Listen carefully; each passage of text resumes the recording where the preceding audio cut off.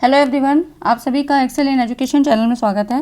Friends, आज की इस वीडियो में हम लोग बात करेंगे कि दिसंबर 2023 के लिए आपके नेट पेपर की तैयारी कैसी होनी चाहिए, प्रिपरेशन स्ट्रेटजी कैसी होनी चाहिए।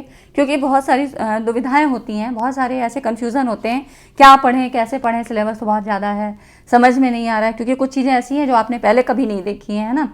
तो उन्हीं सब चीज़ों को आज हम यहाँ डिस्कस करेंगे।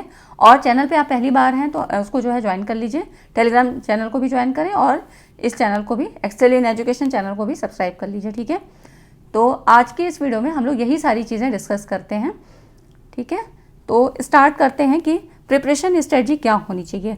तो देखिए, अगर आप दिसंबर की तैयारी करना चाहते हैं और अगर आप अभी से करते हैं तब तो आपके पास ये मानिए कि 6 महीने का समय है। जुलाई स्टार्ट हो गया है, आंसर की वगैरह आते आते आपका प्रोविजनल आंसर की आएगी, उसके बाद जाके फिर आप चैलेंज करेंगे, है ना।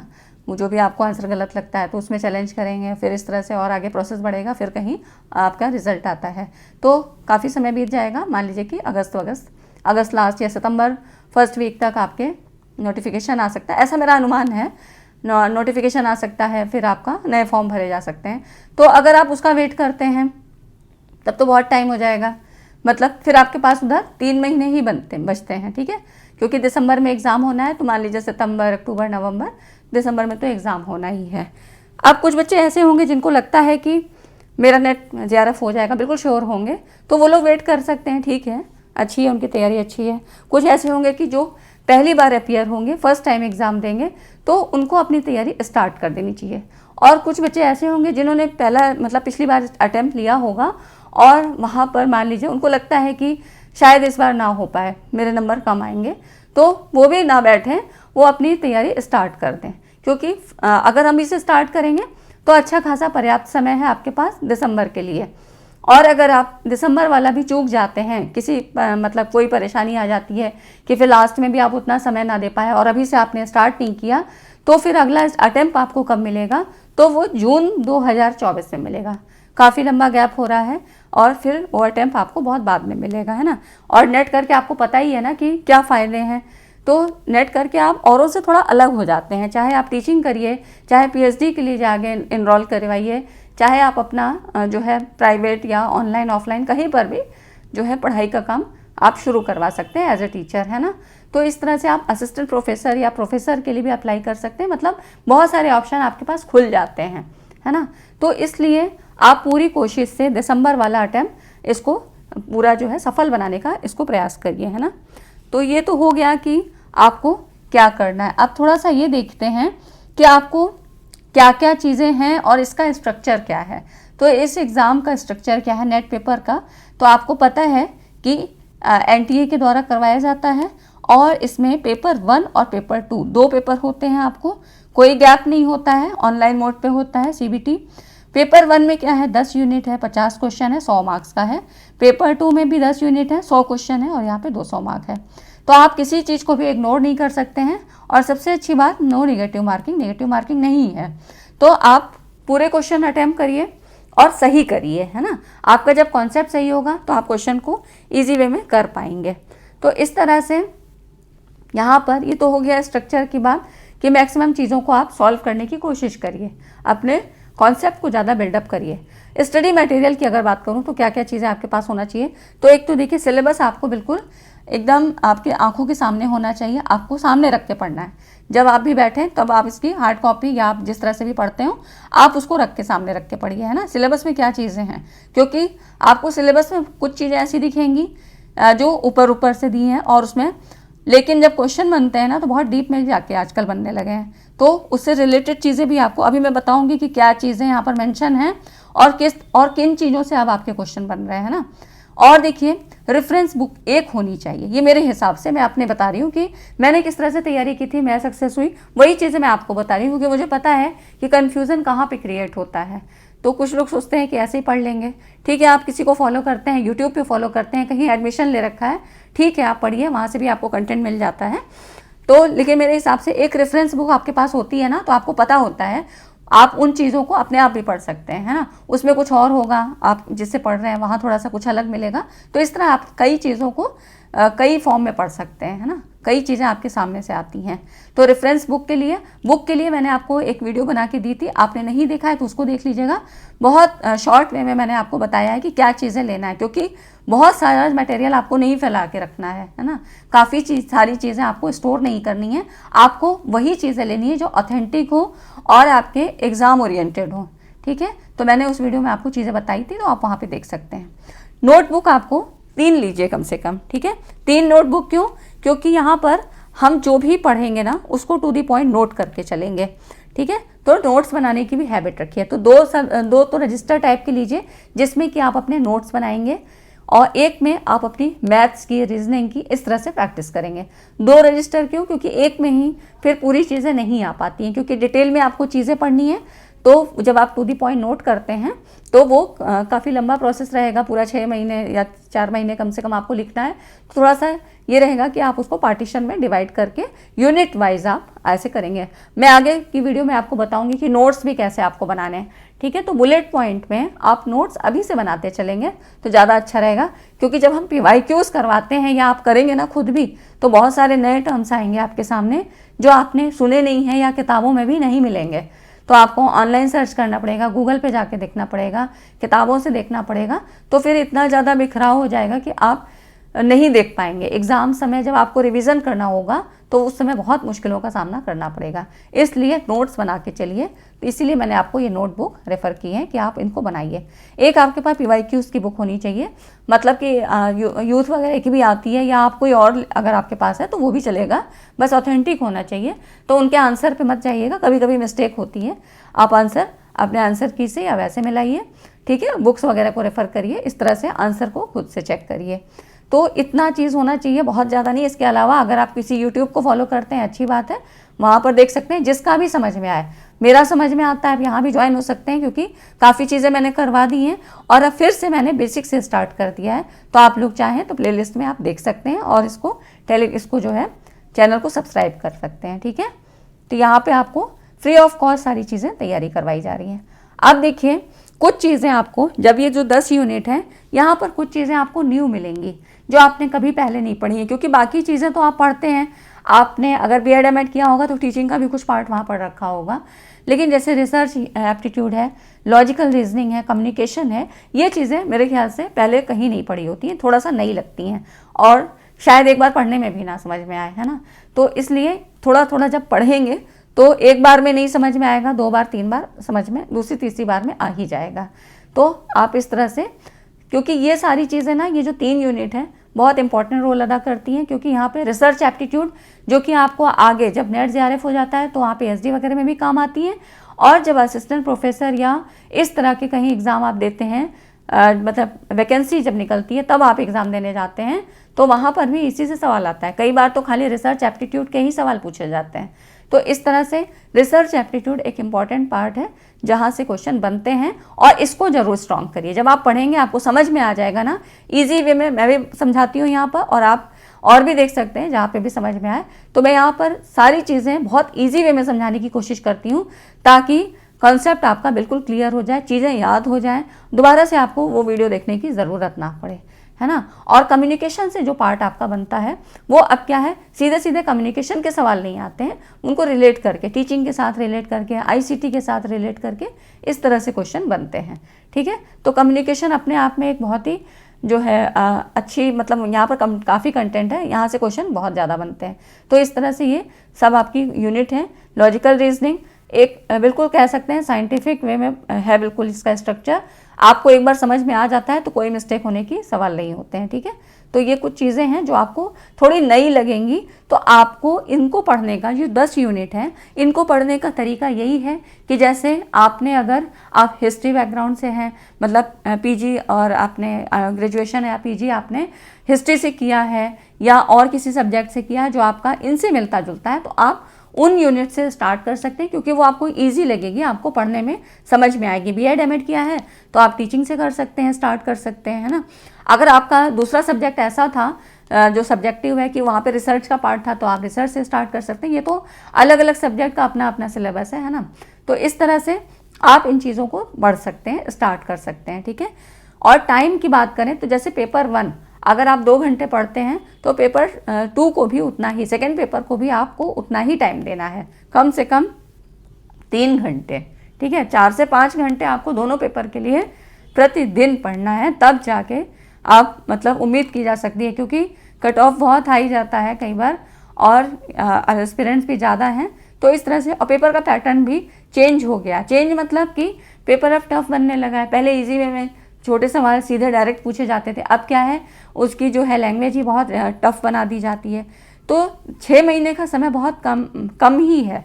मतलब अगर आप अभी से अगर शुरू करते हैं तब तो 6 महीने हैं, और अगर आप ये वेट करते हैं कि 3 महीने में मतलब मैं रुकता हूँ, पहले नोटिफिकेशन आएगा, रिजल्ट आएगा, पहले रिजल्ट आएगा, फिर नोटिफिकेशन आएगा, फिर फॉर्म भरेंगे, तब सोचेंगे, तब तक तो आपके पास फिर 2.5-3 महीने ही रह जाएंगे। उसमें आपको पेपर 1, पेपर 2 और फिर PYQs 2019 से लेके 2023 अब तक के एग्ज़ाम के PYQs आपको देखने हैं। तो इतना सारा कंटेंट फिर नहीं हो पाता है। उसका फिर वही होता है अंजाम कि क्या होता है, चीज़ें बहुत ज़्यादा कलेक्ट हो जाती हैं दिमाग में, वो फिर हम वहाँ पर उनको फाइंड आउट नहीं कर पाते हैं, और एग्जामिनेशन हॉल में हम फिर वही गलतियाँ रिपीट करते हैं, ठीक है। तो बार बार गलतियाँ वो नहीं करना है। कई बार अपनी गलती ना भी करके दूसरों की गलतियों से सबक ले लिया जाता है, ठीक है। इसीलिए अभी के टाइम को वेस्ट ना करते हुए आप अभी से पढ़ाई स्टार्ट करिए और शुरू हो जाइए।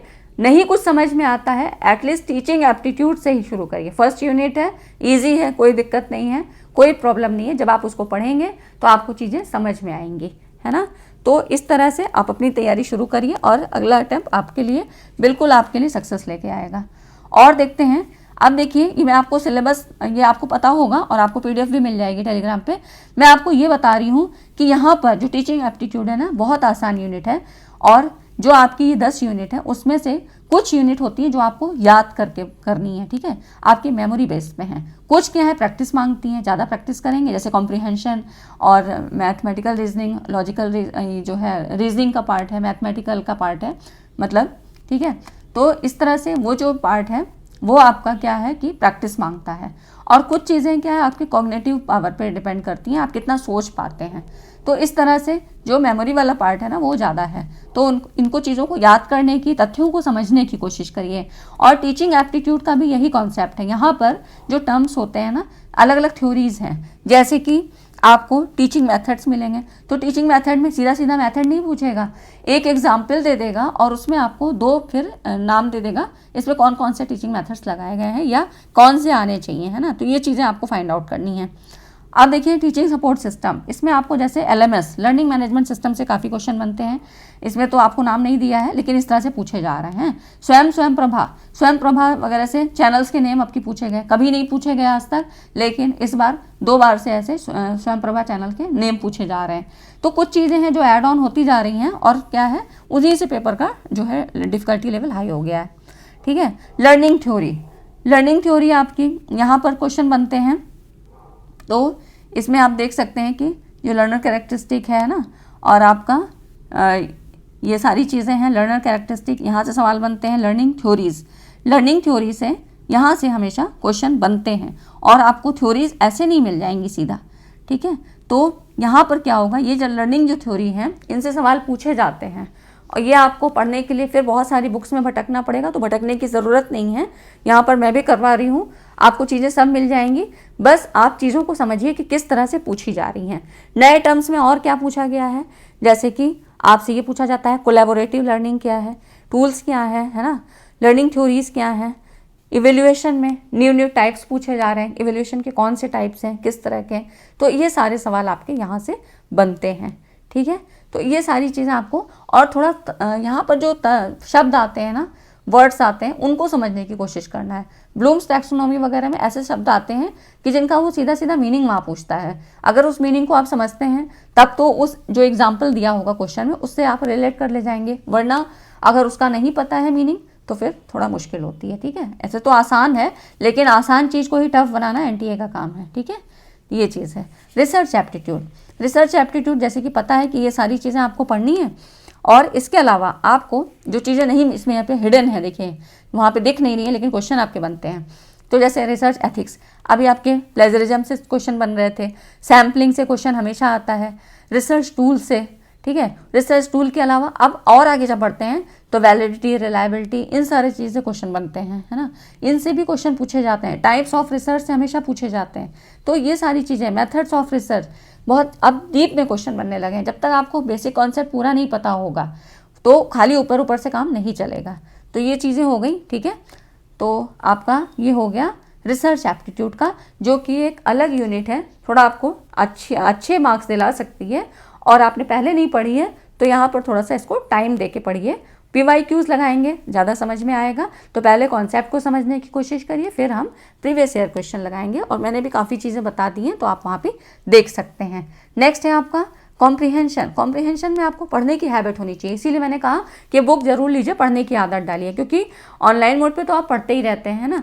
और फिर जब प्रैक्टिस कराएंगे तो प्रैक्टिस से आपकी क्वेश्चन जो है काफ़ी जो है वहाँ पे प्रैक्टिस हो जाएगी। जब हम PYQs कराएंगे, ऑनलाइन आपको करवाया जाएगा तो मैं भी आपको करवाऊँगी। तो इस तरह से जो चीज़ें, जो भी गलतियां होनी है वो आपकी यहीं पे हो जाए, एग्जामिनेशन हॉल में उनकी कोई गुंजाइश ना हो, ठीक है। तो आपकी तैयारी आपकी ऐसे ही होनी चाहिए। कम्युनिकेशन की अगर हम बात करें तो यहाँ पे जैसे मैंने बताया कि टीचिंग से रिलेट करके या ICT से संबंधित करके ऐसे क्वेश्चन पूछे जाते हैं। आपका यहाँ पर दे दिया है जैसे इफेक्टिव कम्युनिकेशन, तो अब आपका इस बार जो पूछा गया नेगेटिव कम्युनिकेशन से पूछा गया। तो ऐसे क्वेश्चन बनते हैं कि वो चीज़ें मेंशन नहीं है, हिडन है कहीं ना कहीं, लेकिन आपके कॉन्सेप्ट में है, वो भी आपको पता होना चाहिए, ठीक है। तो इस तरह से आपके क्वेश्चन अब बन रहे हैं। मॉडल्स ऑफ कम्युनिकेशन कहीं पर नाम नहीं है, लेकिन आपका कुछ क्वेश्चन बनते हैं, ठीक है। तो ये हो गया आपका। अब देखिए मैथमेटिकल रीजनिंग और एप्टीट्यूड में कैसे हैं। तो यहाँ पर आपको सीधे सीधे क्वेश्चन आते हैं, कोई ज़्यादा कठिन नहीं। नंबर सीरीज है, लेटर सीरीज है, कोड्स, रिलेशनशिप, ये सवाल बनते हैं। और मैथमेटिकल एप्टीट्यूड में फ्रैक्शन, टाइम डिस्टेंस रेशियो, ये सारी चीज़ें आपने पढ़ रखी हैं। परसेंटेज, प्रॉफिट लॉस, है ना कहीं आपने 10 तक कहीं ना कहीं किसी ना किसी क्लास में पढ़ी ज़रूर होगी। और जो लोग मैथ बैकग्राउंड से हैं तो उनके लिए तो कोई बात ही नहीं है, उनके लिए तो सभी चीज़ आसान है ना। तो कोशिश करेंगे तो आपके लिए भी आसान हो जाएगी, कोई प्रॉब्लम नहीं है इसमें। और ये यहाँ से पूरे नंबर दिलाती है, क्योंकि यहाँ पे प्रैक्टिस बेस है। जितना भी प्रैक्टिस करेंगे और आप हैबिट डालिए कैलकुलेशन करने की, ना कि सीधा जो है मोबाइल से उठाया कैलकुलेट करके कैलकुलेटर से डाल दिया, खुद से करिए, है ना। तो ये सारी चीज़ें आपको, उससे क्या होता है कि आपकी स्पीड बढ़ती है, नहीं तो आपको पढ़ने में, सोचने में, करने में ही बहुत टाइम लग जाता है ना। फिर देखिए लॉजिकल रीजनिंग। लॉजिकल रीजनिंग एक अलग यूनिट है। जब से आपका क्वेश्चन जो सिलेबस चेंज हुआ है तब से ये यूनिट जुड़ गई है। तो इसमें आपको 2 तरह की चीज़ें पढ़नी हैं, जैसे कि आपके आर्गूमेंट्स के बारे में पढ़ना होता है और यहाँ पे एनालॉजीज के बारे में पढ़ना होता है, और एक होता है इंडियन लॉजिक का पार्ट, इसी में है। तो ठीक है, तो ये चीज़ें आपको याद करने के बेस में है। और यहाँ पर आपको थोड़ा सा आपका दिमाग का इस्तेमाल होता है, यहाँ पे चीज़ें समझनी रहती हैं, है ना। तो इस तरह से स्क्वायर ऑफ ऑपोजिशन और फॉर्मल, इनफॉर्मल फैलेसीज, ये सारी चीज़ें आपको थोड़ा सा समझ के पढ़ना है। मतलब यहाँ पर हमें अपने कॉग्निटिव लेवल का यहाँ पर उपयोग करना होता है, ठीक है। तो अपने आप में अच्छी यूनिट है, समझ में आती है, कॉन्सेप्ट बिल्कुल क्लियर रहता है, तो सवाल बिल्कुल ईजी वे में हो जाते हैं और आपको अच्छे नंबर यहाँ पे दिलाती है। और आपकी इसकी एक खास बात कि यहाँ से क्वेश्चन बहुत पूछे गए। देखिए आप, वैसे तो एग्ज़ाम का ये स्ट्रक्चर है जो इसका NTA का पेपर है कि हर यूनिट से 5-5 क्वेश्चन आए, पर ऐसा ज़रूरी नहीं होता है। कई बार क्या होता है, एक यूनिट से 2-3 आ गए और दूसरी यूनिट से 6-7 क्वेश्चन आ गए, तो आपकी लॉजिकल रीजनिंग का वेटेज काफ़ी अच्छा था, ठीक। तो इस तरह से आप पढ़ सकते हैं। नेक्स्ट है आपका DI का पार्ट पता है आपको कि टेबल चार्ट में और इस तरह से आपको पूछा जाता है टेबल के फॉर्म में, तो DI के सवाल आपको सॉल्व करने के लिए आते हैं, ठीक है। तो मैथमेटिकल का पोर्शन यहाँ पर भी है। उसके बाद ICT में जो आप सवाल बन रहे हैं वो आपके कैसे बन रहे हैं, जनरल अवेयरनेस पे, जो चीज़ें आप यूज़ कर रहे हैं टेक्नोलॉजी में या करंट में क्या नई चीज़ें आ रही हैं, इस तरह के सवाल बनते हैं। और ये सारी चीज़ें आपको पढ़नी है, ये जो सारी चीज़ दी हुई हैं। Digital initiative and higher education, government के द्वारा कौन कौन सी ऐसी चीज़ें, नई पहल, मतलब कौन कौन से नवाचार जो है शिक्षा जगत में लाए जा रहे हैं, क्या क्या चीज़ें, कौन सी स्कीम आ रही हैं, ये सारी चीज़ें इसके अंतर्गत आती हैं, ठीक है। तो अब जैसे सवाल आए आपके वेब आधारित प्रश्न पूछे गए, MS एक्सेल से संबंधित सवाल पूछे जा रहे हैं, इस तरह के सवाल अब ICT में बन रहे हैं, ठीक है। तो ये सारी चीज़ें आप ICT में आपको पढ़नी है। इंटरनेट का यूज़ हम बहुत करते हैं, इससे सवाल बहुत बनते हैं, और वो भी बिल्कुल आपके जो आप जनरल वे में यूज़ करते हैं ना, उन्हीं से संबंधित आपका एप्लीकेशन मोड पे चीज़ें पूछी जाती हैं, ठीक है। तो फ्रेंड्स, वीडियो कैसा लगा? वीडियो अच्छा लगा हो तो लाइक ज़रूर करिए। और देखिए अब आपका यूनिट 9 पीपल डेवलपमेंट एनवायरनमेंट पूरी तरह से आपका मेमोरी बेस पे है, आपको चीज़ें ज़्यादातर याद करनी है, और यहाँ सभी आपके करंट से संबंधित सवाल आपके बनते हैं। ठीक है, तो करंट वाले सवाल भी यहाँ पे बनते हैं, और आपका इसमें पॉल्यूशन से सवाल ज़्यादा आते हैं। पॉल्यूशन से इस बार भी आपके सवाल बने। ठीक है, करंट से चीज़ें आपको पता होनी चाहिए, कौन सा समिट कहाँ पे हो रहा है, कौन सी नई चीज़ें अब कहाँ पे हो रही हैं, ये सारी चीज़ें आपके पॉल्यूशन से संबंधित, ह्यूमन हेल्थ से संबंधित, ये सारी चीज़ें आपकी यहाँ पे बनती हैं। ठीक है, तो बहुत ज़्यादा इसमें कुछ ऐसा कौन कौन से कोई प्लान आता है अगर एनवायरनमेंट से संबंधित, ये सारी चीज़ें यहाँ पर पूछी जाती हैं। नेक्स्ट है आपका और लास्ट यूनिट है ये हायर एजुकेशन सिस्टम। बहुत अच्छी यूनिट है, आपकी थ्योरेटिकल है, पूरा याद करने के ही उस पर है। आप एक बार कुछ भी नहीं समझ में आता यहीं से स्टार्ट कर दीजिए, लास्ट है तो क्या हुआ, आप यहीं से पढ़ना स्टार्ट कर दीजिए, क्योंकि यहाँ पर हिस्टोरिकल डेवलपमेंट ऑफ एजुकेशन है, यहाँ पर हिस्ट्री से संबंधित पार्ट है, और जो सवाल आपके बनते हैं वो इसी से संबंधित बनते हैं कि शिक्षा जगत में क्या क्या चीज़ थे, कौन से आयोग आए थे, उनके काम क्या थे। तो इस तरह से जब आप यहाँ से पढ़ने लगते हैं ना, और तभी मैं कह रही हूँ कि आपको टू दी पॉइंट नोट्स बनाने ज़रूरी है ना। तो जब आप नोट्स बना लेते हैं, और नोट्स बनाने का तरीका मैं आपको बताऊंगी कि किस तरह से बुलेट पॉइंट में नोट्स बनाने जो आपके एग्जाम के समय आपके लिए हेल्पफुल होंगे। तो यहाँ पर जैसे कह रहा है oriental convention non conventional learning program in India, और आपका स्किल बेस्ड एजुकेशन, तो कौन कौन सी नई चीज़ें, कई बार करंट से संबंधित चीज़ें आ जाती हैं, वो सारे क्वेश्चन यहाँ पे आपके बनते हैं। NEP 2020 से सवाल हमेशा एक सवाल जरूर बनता है। ठीक है, तो ऐसे कहीं मेंशन नहीं है, लेकिन आपका सवाल यहाँ पे NEP से आपका बनता है। ठीक है, तो इस तरह से आप इस तरह चीज़ों को ऐसे सामने रखिए, PDF आपको मिल जाएगी टेलीग्राम में, और फिर चीज़ों को पढ़ना शुरू करिए। तो बुक आप कोई भी ले सकते हैं, बुक वाली वीडियो आप देख लीजिएगा, वहाँ पर मैंने बुक सजेस्ट किए हैं। तो ठीक है फ्रेंड्स, वीडियो कैसी लगी, वीडियो अच्छी लगी हो, वीडियो सेशन अच्छा लगा हो तो लाइक एंड शेयर ज़रूर करिएगा, और इसी तरह के इंपॉर्टेंट कंटेंट के साथ मिलते हैं। और मैंने आप बताया था कि सीरीज़ मैंने स्टार्ट कर दी है, तो दिसंबर 2023 को ध्यान में रखते हुए सीरीज़ हमने स्टार्ट कर दी है। टीचिंग एप्टीट्यूड, वहाँ पर काफ़ी चीज़ें कवर करा दी हैं, आप लोग देख सकते हैं। चलिए मिलते हैं अगली वीडियो में। वीडियो अच्छा लगा हो तो लाइक एंड शेयर जरूर करिएगा। Thanks for watching this video.